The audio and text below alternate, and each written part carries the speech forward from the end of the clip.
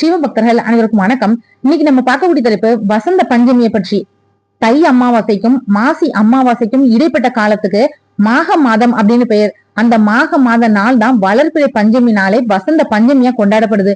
குளிர்காலம் முடிஞ்சு அடுத்து வர இருக்கக்கூடிய வசந்த காலத்தை வரவேற்கக்கூடிய விதமா இந்த நாள் கொண்டாடப்படுறதுனால வசந்த பஞ்சமி அப்படின்னு இந்த நாள் அழைக்கப்படுது. சரஸ்வதி தோன்றிய நாளா இந்த நாள் கருதப்படுறதுனால பாரதத்தோட வடக்கு பகுதியில சரஸ்வதி பூஜை இந்த நாள் கொண்டாடப்படுது. சரஸ்வதிக்கு பிடித்தமான நிறம் மஞ்சள். மஞ்சள் நிற பூக்கள் மலரக்கூடிய காலமா வசந்த காலம் இருக்கிறதுனால மக்களும் மஞ்சள் நிற ஆடைகள் அணிந்து மஞ்சள் நிற பலகாரங்களையும் செஞ்சு இந்த நாளை கொண்டாடுறாங்க. கண்ணனும் பலராமனும் சாந்திபனியிடம் குருகுல வாசம் செய்ய தொடங்கின நாள் வசந்த பஞ்சமி அப்படின்னு பாரதத்தோட வடக்கு பகுதியில சொல்லப்படுறதுனால அந்த பகுதிகளில் இந்த நாள்ல பிள்ளைகளை பள்ளியில சேர்க்கிறது ரொம்பவே விசேஷமா கருதப்படுது.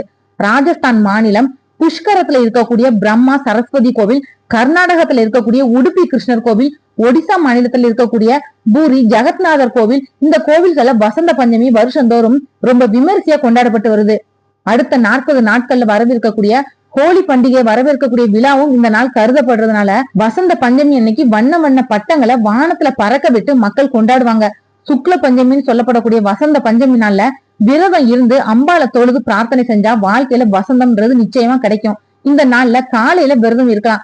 வீட்டுல விளக்கேற்றி அபிராமி அந்தாதி பாராயணம் செய்யலாம், லலிதா சகஸ்ரநாமம் பாராயணம் செய்யலாம். இது எல்லாம் வாழ்க்கையில பல உன்னதங்களை நமக்கு பெற்றுக் கொடுக்கும். சர்க்கரை பொங்கல், பால் பாயசம், கேசரி இந்த மாதிரி நைவேத்தியங்களை படைச்சு தேவியை உபாசிக்கலாம். அதே மாதிரி கிட்டக்கு இருக்கக்கூடிய கோவிலுக்கு போய் அம்பாளை வணங்கணும். செவ்வரளி மாலை சாத்தலாம், செந்நிற மலர்களை சூட்டலாம், நெய் விளக்கு ஏற்றி வழிபடுங்க. எலுமிச்சை மாலை சாத்தி வழிபடுறது இன்னும் சிறப்பு.